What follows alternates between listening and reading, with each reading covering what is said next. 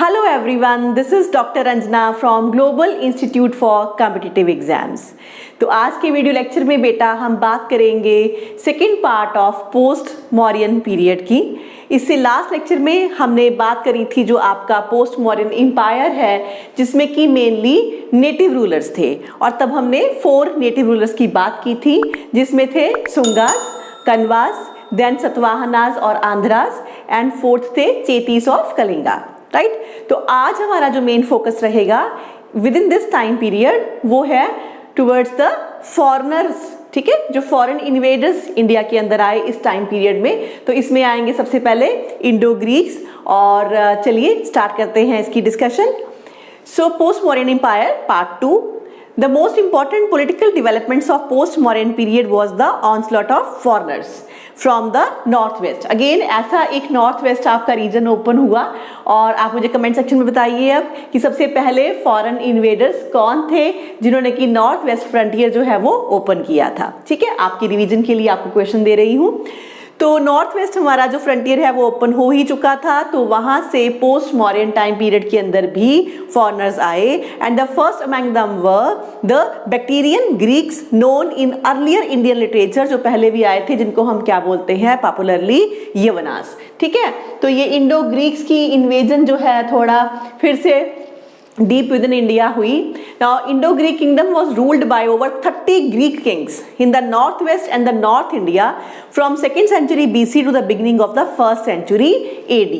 तो इस तरह से ये 2nd century BC से फिर से दोबारा जो है वो सेटल होने की कोशिश करते हैं इंडिया में। And the kingdom started with Greco Bactrian king Demetrius, और डेमिट्रस कौन है?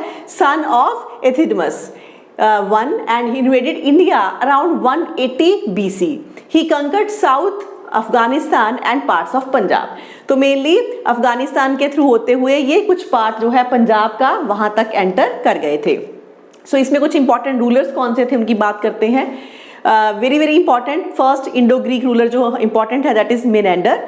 ठीक है, 165 BC से 145 BC तक का टाइम पीरियड है।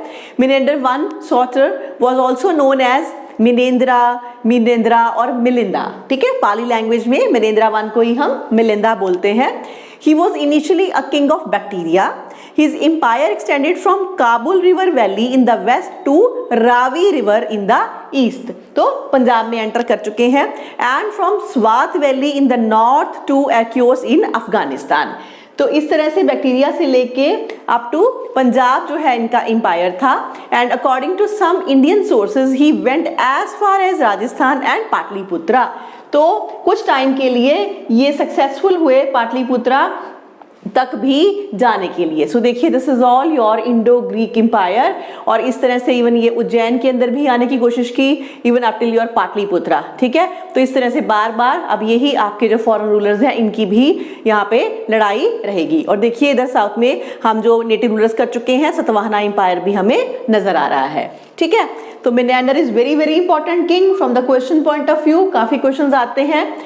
He died in 130 BC and was succeeded by his son Strato I. The Milinda composed around 100 BC. Very important book beta. Now it records a dialogue between Milinda and a Buddhist sage Nagasena. और इसके अंदर ही जिक्र है कि किस तरह से फिर he was impressed by Nagasena और फाइनली मिलिंदा ने जो है वो बुद्धिज्म अडॉप्ट कर लिया था। So originally written in Sanskrit, only the Pali version is available now, right.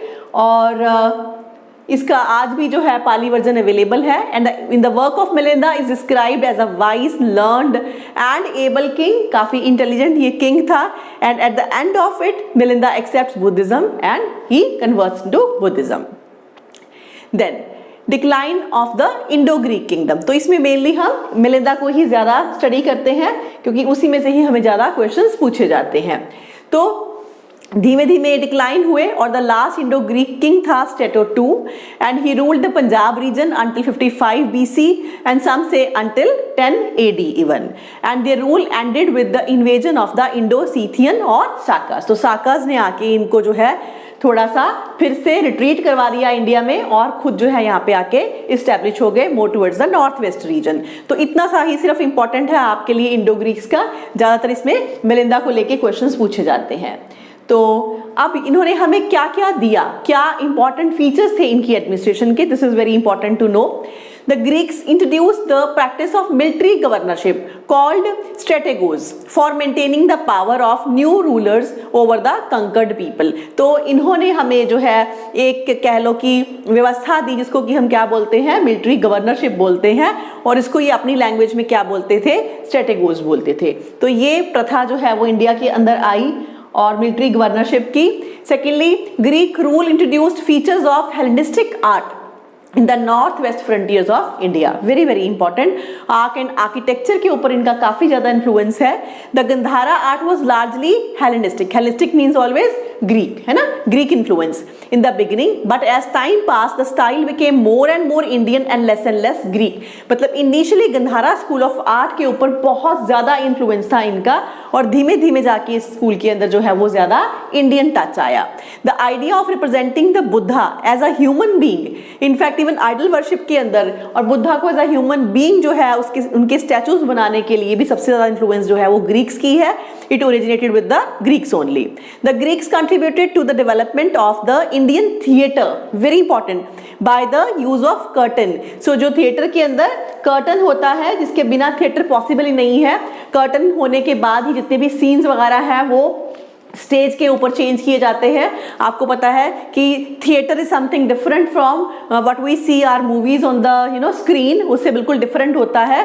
और उसके अंदर जो ये प्रथा है कर्टन की, जिसको कि आज भी हम यवनिका बोलते हैं, ठीक है, वो हमने यवन से, वहां से ही सिंबल पता लगता है कि हमने यवन या ग्रीक से प्रथा ली है. देन इवन सूत्रधार जो कि स्टेज मैनेजर होता है, ठीक है, नेप्थेया that is backstage et cetera, ये सारी चीजें जो है हमने ग्रीक से सीखी हैं.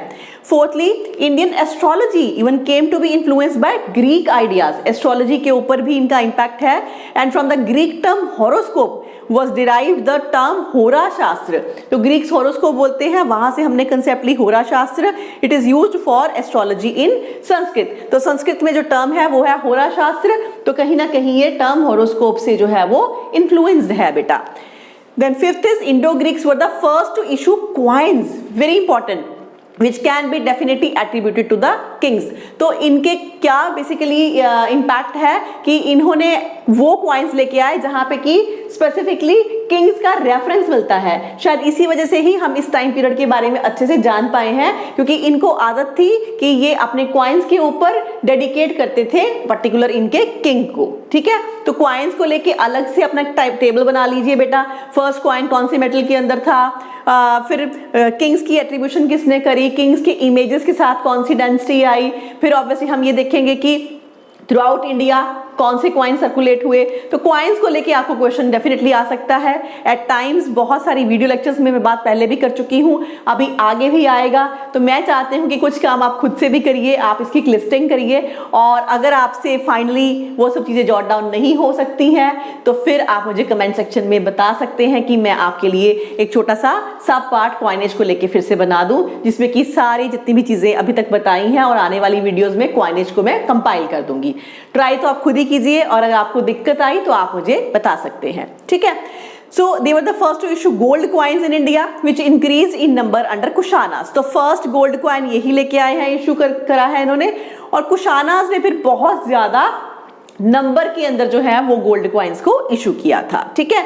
So this is all about our Indo Greeks. और इसके बाद जो है फिर नेक्स्ट आपके जो इन्वेडर्स हैं वो हैं बेटा Shakas. Indo-Scythian, also called Indo-Sakas, were a group of nomadic Iranian people of Scythian origin who migrated from Central Asia southward into northern and western region of ancient India from the middle of the 2nd century BC to 4th century. तो ये 2nd century BC almost Indo Greeks का time है, लेकिन ये continue करते हैं 4th century AD तक. और ये कौन है, इरानियंस है, नोमैडिक है, मतलब घूमने वाली ट्राइब्स है, इस जगह पे ये कहीं पे टिकती नहीं थी. तो ये माइग्रेट करती हुई सेंट्रल एशिया से अब हमारे रीजन के अंदर पहुंच गई. The Sakas had an Indian kingdom larger than even Indo Greeks. तो इनका एरिया जो है वो इंडो ग्रीक्स से भी ज्यादा था इंडिया के अंदर. By the middle of the 1st century BC, only a few Greek chiefs ruled in India, and the Shaka power extended as far interior into the country as Mathura.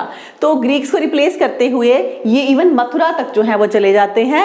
And there were 5 branches of Shakas with their seats of power in different parts of India and Afghanistan. तो ये tribes थी, तो basically इनकी 5 branches थी जो कि overall Afghanistan से लेके इंडिया तक फैली हुई थी। 1 branch settle in Afghanistan, second branch settled in Punjab with Takshila as its capital, third branch settled in Mathura where it ruled for about 2 centuries। Mathura वाली ब्रांच भी बहुत पावरफुल थी। and fourth branch established its hold over western India where the Shakas continued to rule until even 4th century AD, and finally fifth branch of Shakas established its power even in the upper Deccan region। तो इस तरह से 5 जो है वो branches के अंदर ये अपने आप को इस्टेब्लिश करते हैं। और इस तरह से देखिए ये सारा का सारा सीथियन किंगडम है, और इवन यहाँ पे ये जो है more towards the upper part of the south, यहाँ तक ये एंटर कर चुके हैं। सेट्रप्स हैं, ठीक है, उज्जैन वेस्टर्न सेट्रप्स का रीजन है ये। इवन यहाँ भी कुछ एरिया में ये मथुरा वाली साइड पे इधर भी एंटर किए हैं। So this is all the empire of your Indo-Scythian kingdom, ठीक है। कुछ कुछ मैप से जो है वो आप विजुलाइज करिए और इनके इंपॉर्टेंट रूलर्स डिस्कस करते हैं अब हम। फर्स्ट इज माउज रियाइन, 1908 या फिर 50 BC काउंट होता है। So Maues also known as Moga was the earliest Indo Scythian king. Lesser known king है, लेकिन अगर अर्लीस्ट मोस्ट आ जाए तो पूछा भी जा सकता है। He ruled over Gandhara, presently Pakistan and Afghanistan, mainly Afghanistan के रीजन में रूल करा। And his capital was at Sirkap, that is Punjab Pakistan, right. तो ये अर्लीस्ट जो है इनकी ब्रांच है। And many coins issued by Maues have been found and they contained Buddhist and also Hindu symbols। The language used in these coins were Greek and Kharosthi. Kharosthi language में हमने पहले भी डिस्कस करा। इनफैक्ट अशोका की इंस्क्रिप्शंस भी कई खरोशती स्क्रिप्ट में है। He issued a large number of coins, mostly in copper and a few in silver. Then his son Agis I acquired the remaining Indo-Greek territories by defeating Hippostratus। So Indo-Greeks को इन्होंने basically Afghanistan Pakistan के reason से हटा दिया। ये आपकी जो है ब्रांच है। And next important king is Chastana. He was a Saka ruler of Western Kshatrapas dynasty who ruled over Ujjain। तो ये उज्जैन के अंदर इनका पावरफुल किंग था। The Saka era is even believed to have been started at his ascension to power, that is 78 AD। तो साका इरा भी इसके साथ ही रिलेट किया जाता है कि जब ये पावर में आया उसकी खुशी में जो है वो साका इरा स्टार्ट किया गया था। Then Ptolemy mentioned him as even Theastenes और Testhenes। तो यही किंग जो है इसको टोलमी अपनी बुक में रेफर करता है। And he was the founder of one of the 2 major Saka Kshatrapa dynasties in north west India, that is भद्रभूकास Bhumakas, and the other dynasty is that is क्षस्त्रास। क्षस्त्रास is very very important and included the king like Nahapana who was defeated by Satavahana king Gautamiputra Satakarni. तो इसी वजह से नहापना का जिक्र last video lecture में जब हमने सतवाहना किया था तब भी आया था। Then Rudradaman I, very very important, इनकी इंस्क्रिप्शन का जिक्र हम ऑलरेडी कर चुके हैं अपनी वीडियो लेक्चर्स में। So he is considered the greatest over the Saka rulers, Rudradaman I। He is from the Western Kshatrapa dynasty. He was the grandson of Chastana. His kingdom included Konkan, Narmada Valley, Kathiawad, even other parts of Gujarat, Malwa also, and he conducted the repair work of Sudarshana Lake at Kathiawad। इसका जिक्र जो है वो inscription के अंदर है in detail, और बहुत सारे किंग्स का वहां पे जिक्र है जो कि लास्ट वीडियो लेक्चर्स में हमने किया था। अगर याद आ रहे हैं वेल एंड गुड, नहीं याद आ रहे तो प्लीज आप उनको रिवाइज करिए। Then he married a Hindu woman and had converted to Hinduism। तो ये भी माना जाता है कि हिंदुइज्म को अडॉप्ट किया था इसने। He also issued the first long inscription in chase Sanskrit। Sanskrit के अंदर जो है इन्होंने अपनी इंस्क्रिप्शन भी जो है वो दी। And he took up the title of Mahakshatrapa after becoming king। He maintained marital relationship with Satavahanas। Satavahanas के साथ मैरिटल रिलेशनशिप थे, ये भी हमने सतवाहना में कवर करा। कैसे? Vashishthiputra Satakarni was his son in law. तो इनकी बेटी के साथ वशिष्ठपुत्र सतकारनी की मैरिज हुई, लेकिन उसके बावजूद भी काफी बार इनकी लड़ाइयां हुई। But he also fought numerous wars with them, क्योंकि सतवाहना ने काफी ज्यादा इनको नुकसान पहुंचाया था। Then he regained through conquest most of the territories previously under Nahapana. तो जो नहापना के टाइम पे इन्होंने हारा था अपना एरिया, वो सारा रुद्रदमन I ने जो है वो फिर से रिगेन करा। And he supported Sanskrit literature and cultural arts. तो संस्कृत को ज्यादा फोकस किया इसके टाइम में, और इस तरह से धीमे धीमे फिर शाकास भी बेटा डिक्लाइन हुए और the Saka empire started declining after their defeat at the hands of Satavahana emperor Gautamiputra Satakarni. तो मेन जो है इनकी जो जड़ें हैं वो गौतमीपुत्र सतकारणी ने ही हिला दी थी। उसके बाद शाकास जो है काफी ज्यादा वीक हो जाते हैं, ठीक है। और ये हमारे सतवाहना रूलर्स हैं सारे। And the Saka rule in north west India and Pakistan came to an end after the death of Azes one Azes two. और उस तरफ पाकिस्तान में भी ये अपना एरिया हारे when the region came under the Kushanas. और वहां पे कौन आ गए थे उस टाइम पे? कुशानाज आए थे। एंड फिर कुशानाज इवन इंडिया के अंदर भी एंटर करते हैं। And in western India their rule came to an end in 4th century AD when the last western Satrapa Saka ruler Rudrasimha III was defeated by Chandragupta II of the Gupta dynasty।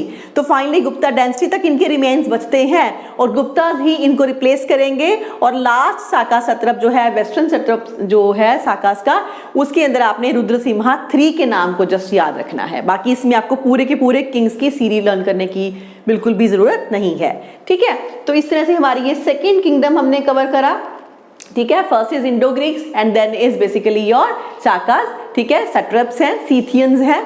और तीसरा अब आए mainly बेटा Parthians. Now Indo Parthian kingdom is also known as Gondopharids dynasty and this dynasty ruled Afghanistan. ये भी पहले अफगानिस्तान में rule करती है, Pakistan, northern India during the 1st century AD। Parthians were some Iranian tribe, ये भी आपकी इरानियन ट्राइब है। And in this tribe the kings assume the title of Gondopharids. तो ये टाइटल अज्यूम करते थे और इसी नाम से ही जो है इनका फर्स्ट किंग भी आया है, that is Gondopharids I। And he seems to be the first ruler. In his period, Saint Thomas came to India for the propagation of Christianity. This is very important sentence बेटा। यहाँ से questions पूछे जाते हैं कि Christianity को यहाँ पे फैलाने के लिए सबसे पहले जो है सेंट थॉमस आए, तो वो किसके टाइम पीरियड में आए? तो इसी वजह से आपने पार्थियंस को जो है वो याद रखना है। Since the Parthians lived with Scythian for a quite long time the features on coin mix up a lot. तो इसी वजह से इनफैक्ट हिस्टोरियंस ये बोलते हैं कि पार्थियंस के बारे में हमें ज्यादा अच्छे से नहीं पता है, क्योंकि हिस्ट्री की इंफॉर्मेशन के लिए बेटा एक बहुत इंपॉर्टेंट सोर्स होते हैं आपके क्वाइनेज। तो इनके क्वाइंस जो हैं वो बहुत ज्यादा सीथियंस शाकास के साथ जो है मतलब मिलते जुलते हैं, क्योंकि इनके ऊपर इनकी काफी ज्यादा शाकास की इन्फ्लुएंस शायद रही है, जिस वजह से कि हिस्टोरियंस काफी हद तक इनके बारे में क्लियर नहीं है, क्लैरिफाई नहीं कर पाए हैं वो हिस्ट्री के इस पर्टिकुलर टाइम पीरियड को, राइट। And they came after the Indo Greeks and Indo Scythians and were in turn defeated by Kushanas. तो इंडो ग्रीक्स का टाइम पीरियड, इंडो सीथियंस का टाइम पीरियड ओवरलैप करता है। इंडो सीथियन तब एग्जिस्ट करते थे यहाँ पे, इसी वजह से इनके ऊपर इन्फ्लुएंस बहुत है। और फाइनली कुशानास अब आएंगे बहुत ही पावरफुल बनके यहाँ पे और इनको रिप्लेस करेंगे and in the second half of the 1st century AD। और इस तरह से आपका जो इनका किंगडम है इंडो पार्थियन का, तो देखिए more of the north western part जो है, ये सारा रीजन जो है मेनली पार्थियंस ने यहाँ पे रूल किया, राइट। अब हमारे पास आ जाती है लास्ट हमारी पोस्ट मौर्यंस की dynasty, that is very very powerful one, that is Kushan empire. Now Kushanas are considered to be one of the 5 branches of the Yuezhi tribe who lived in Chinese frontier or Central Asia। तो आपकी यूची tribe, Chinese frontier, ये आपने हमेशा किसके साथ जोड़ना है? That is with Kushanas. They are known as Guishuang in Chinese sources. They eventually acquired dominance over the other Yuezhi tribes। तो 5 ब्रांचेस आई थी, राइट। उसमें सबसे पावरफुल जो है वो आपकी ट्राइब निकलती है, that is Kushans. And they moved eastwards towards India, defeating the Parthians and the Sakas in the 1st century AD। First जो इंपॉर्टेंट किंग है that is Kujula Kadphises. He was the first Yuezhi who founded Kushana Empire after the partition of the Yuezhi group. He expanded and made the Kushan Empire affluent into northwest India by trading with Romans even. He issued coins that exhibit the figures of many dharmas including God Shiva। तो इनके coinage पे हमें impact मिलता है काफी हद तक Indian culture का भी, तो जो लॉर्ड शिवा है उनका भी रेफरेंस मिलता है इनके coins पे। Next important king is Vima Cadphises। An inscription found at Rabatak in Afghanistan mentions that he was the son of Vima Takhtu and the father of Kanishka। अब सबसे prominent हमारा रूलर आने वाला है कनिष्का, और उसके फादर जो थे वो वीमा कैडफिसिस थे। And he has issued a large number of gold coins. हमने ये बात करी कि इनका जो मेन है इंपॉर्टेंस है कि इन्होंने गोल्ड कॉइन्स को मैक्सिमम नंबर के अंदर जो है वो यहाँ पे इंडिया में सर्कुलेट किया था बेटा। and he was a Shiva devotee, as is clear from the coins issued by him. Very very important कि किनको जो है ये पूछते थे, ये हमें क्वाइन से पता लगा है.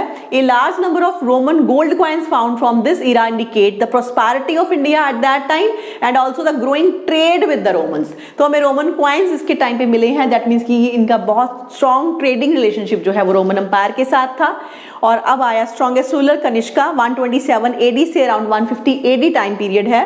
Considered the greatest Kushana king and also a great king of ancient India. His kingdom included, बहुत बड़ी किंगडम है Afghanistan, parts of Sindh, parts of even Parthia, Punjab, Kashmir, parts of Magadha including even Pataliputra and then even जो है Malwa, Banaras, perhaps parts of Bengal, Kotana, Kashgarh, Yarkand, last three are basically in the modern China, and his empire covered Gandhara, Peshawar, Oudh, Patliputra, Kashmir, Mathura. तो बहुत ही ज़्यादा इन्होंने expand किया empire को. And his kingdom also included parts of even Uzbekistan and Tajikistan, right. That is why he is being considered as the greatest king of even all over your ancient India. तो अगर हम देखें तो ये सारा जो है कुशाना एम्पायर है आपका, ठीक है, अर्लीस्ट पार्ट ऑफ ये कुशाना टाइम पीरियड. और then finally his main capital was Peshawar and then उस टाइम पे कैसे जाना जाता था, इसको पुरुषपुरा बोला जाता था. And after the capture of Pataliputra he is said to have taken away the Buddhist monk अश्वघोषा विद हिम टू पेशावर. तो उसके बाद इवन अश्वघोषा के साथ इनकी एसोसिएशन हुई. And the scholars in his court, तो इनके कोर्ट के भी बहुत ही पॉपुलर जो हैं वो स्कॉलर्स थे, इंक्लूडेड परसवा, अश्वघोषा, Vasumitra, Nagarjuna, even Charaka and Mathara. He also patronized the Greek engineer even Agesilaus. Kanishka convened the fourth Buddhist council. इसको हम कैसे भूल सकते हैं, है ना. That is in Kashmir, Kundalwana in Kashmir. He patronized Buddhism, although he was very tolerant in his religious views. उसके बाद उन्होंने बुद्धिज्म को पैट्रोनाइज करा और बाकी रिलीजन्स के साथ भी लेकिन ओपन थे. And his coins contain a mix of Indian, Greek and Zoroastrian deities. इसी वजह से हमें पता लगता है कि काफ़ी ये सेकुलर थे in nature. And he was also a pattern of art and architecture. The Gandhara school of art flourished under him. Gandhara school of art जो काफ़ी ज़्यादा इनके टाइम पे प्रफुल्लित हुआ. He also propagated the Mahayana form of Buddhism, क्योंकि fourth council आ गई है बेटा. And he was largely responsible for propagating it in China, क्योंकि चाइना का एरिया भी काफ़ी इनके अंडर चला गया था. So it is not known how he died, लेकिन एग्जैक्टली हिस्ट्री में हमें इनकी डेथ का रीजन नहीं पता चल पाया है.